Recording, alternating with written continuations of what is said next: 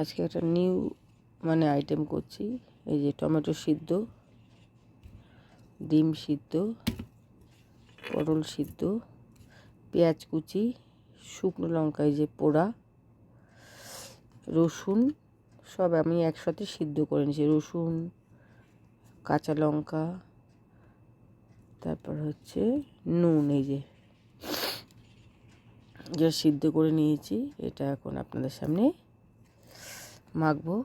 এবার যে যেরকম ঝাল খাও তার নিজস্ব ব্যাপার। আমি একটু ঝাল বেশি খাই, তবে আমার জিভে ব্যথার জন্য এই ভিটামিনে সবাই আমাকে SMS করেছো। হ্যাঁ, আর হচ্ছে একটু কাঁচা, এই যে কাঁচা তেল সামান্য